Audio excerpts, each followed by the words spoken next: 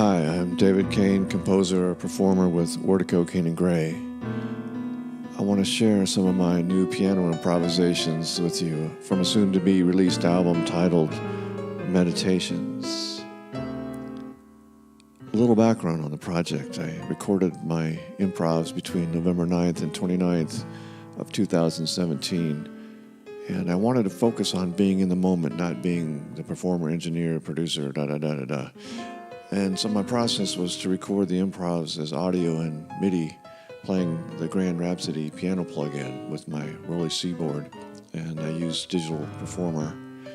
And my reason for the process was that I could record anytime, anywhere, and just focus on the process. I recorded the improvs in a loft studio in the country that doesn't have a grand piano, and I could worry about the sound of the piano after the improvs were recorded. So now I'm at the point of fine-tuning the piano sound before I print or bounce the tracks, and I've been studying piano recordings, classical, jazz, and pop, and made up my mind on the sound that I want, the experience that I want to share with the listener. My goal is to put the listener at the piano, and I can do that with the Grand Rhapsody plugin. Yoad Nevo and the Waves team created an amazing sample mixing option and options that give me a lot of flexibility. In this case, creating a solo grand piano concert experience is not an easy task, but I really love the possibilities and the potential for creating my own piano. And with that in mind, I wanted to create a warm sound with a touch of high-mid brilliance to allow the harmonics of the strings vibrating, to resonate like a real piano. And I also wanted to maintain a very dynamic performance where listeners could feel that they're experiencing the music at the keyboard from the perspective of the performer. So I'd like to share with you a little bit about this Grand Rhapsody plugin. And as you can see the interface here, you've got a series of mics that you can dial in. Mic 1, mic 2, mic 3, and each of these has a series of choices, what type of mic you use, whether it's close at the player, room, ambient sounds and such, and different kinds of mics. You can see the indicators here in the visual. But I went with something, my main mic was the DIN 57. I wanted it to be close. Again, I wanted people to feel like they were in the room. And I'll just play a little bit of that particular mic. And then I wanted to add other mics to help fill out that sound. And I thought that this particular mic, the room sound, the ambience was just gorgeous. It's kind of a real subtle, you're in the room. And then the medium ribbon mic kind of feels like it's almost three-dimensional. You have three perspectives, close, mid, and far. And I just like the way that together they just seem to flow for me. And then the formant, I left it at 0. I didn't want any shifting. I loved the sound that I had to begin with. I was able to dial in just a little bit of key up and pedal realism for the performance. Didn't use any compression. Tweaked the EQ just a little bit, trying to find something that would make that first level of sound for the recording. And then again, sustain, I found a sustain variable that worked for me. Didn't use any reverb.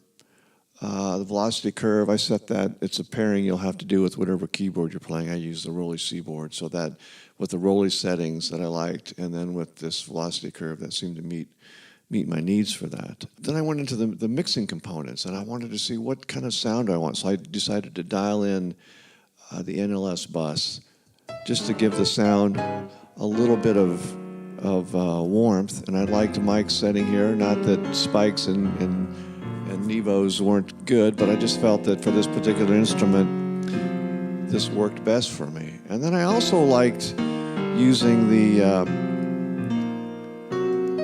Waves F6, because the F6 helps me attenuate the high-mid spikes without reducing the overall frequency response. And I love this plugin's ability to dynamically shape the sonics.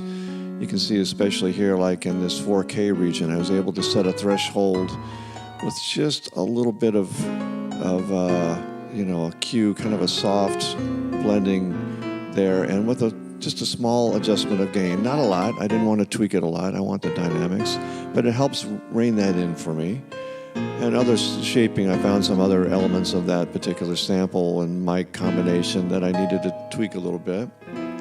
I used the Trans X just to take the edge off some really extreme spikes. And you can see it's not engaging a lot, but there's some moments where with the percussive instrument hammer hitting that string in the sample that can really just send it off the charts.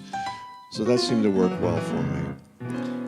I didn't want to get too involved in compression or limiting here because I wanted it to sound like a piano in a room.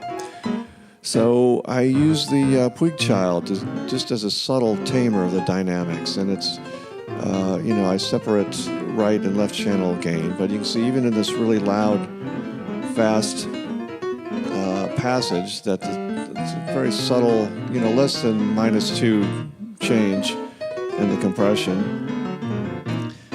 And then I wanted people to feel like they were in a room that's experiencing a concert piano. So, the luxurious listening space, very resonant. The H reverb allowed me to do that.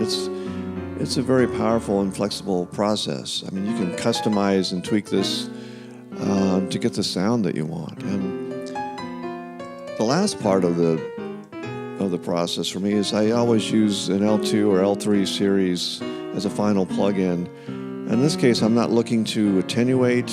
I just want to maintain my out-sealing, subtle shaping, and it's the final step and link in the chain. I've got to say the Grand Rhapsody is a very, very cool plug-in. I can see using it for live performance, studio projects, the ability to build your own listening experience, different mics, mic levels, performance characteristics.